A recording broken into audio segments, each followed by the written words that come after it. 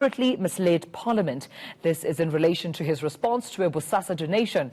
Now, the President initially said the 500,000 rand payment was made to his son for services rendered. Let's listen in now.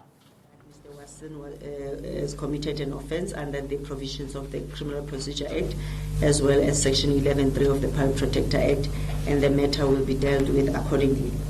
Having considered all this evidence and the responses from Section 7(9) notice and the various legislation and prescripts regarding whether the President misled Parliament, that the finding is substantiated. Indeed, the President misled Parliament.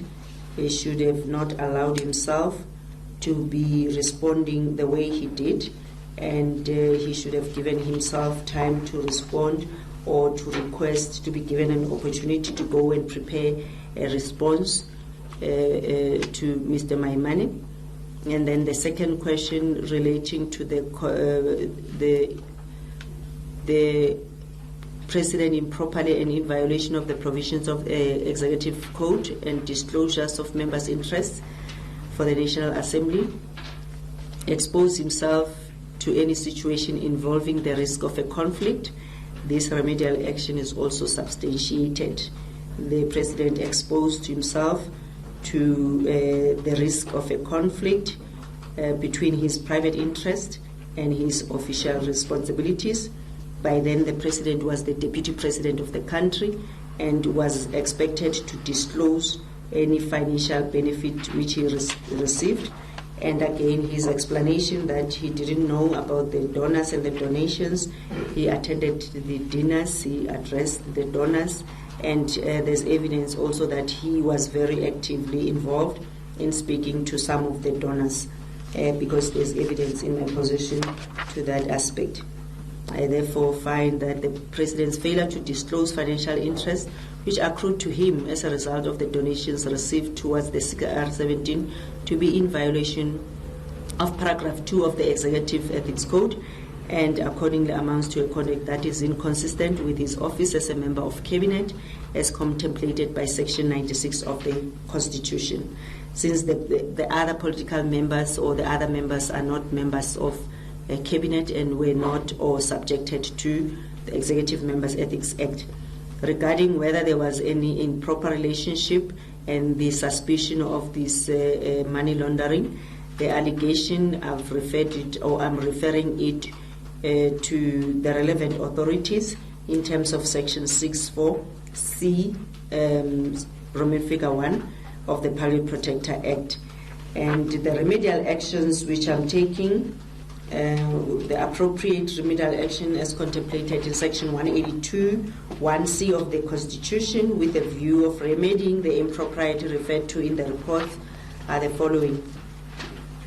The Speaker of the National Assembly to, within 30 working days of receipt of my report, refer His Excellency President Ramaphosa's violation of the Code of Ethical Conduct and disclosure of members' interests of Assembly and Permanent Council members of the Joint Committee on Ethics and members' interests for consideration in terms of the provisions of paragraph 10 of the Parliament Code of Ethics. Within 30 working days of receipt of my report, consider within her discretion deliberations by members of Parliament in terms of the rules of the National Assembly, the issues which I've observed relating to paragraph 6.1 to 6.5 of my report for possible review and amendment of the rules. Within 30 working days of receipt of my report, demand publication of all donations received by President Ramaphosa, because as he was the then Deputy President, he is bound to declare such financial interest into the members' registerable interest register in the spirit of accountability and transparency. The National Director of Public Prosecutions, within 30 working days of receipt of this report, take note of the observations contained in paragraph 7.3.1 as well as the recommendations contained in 7.3.3 of the report. and in line with Section 64C, Roman figure 1 of the Public Protector Act, conduct further investigation into the prima facie evidence of money laundering as uncovered during my investigation and deal with it accordingly. The National Commissioner of the South African Police, to within 30 working days of receipt of this report, investigate criminal conduct against Mr. Gavin Watson for violation of Section 11.3 of the Public Protector Act by lying under oath. And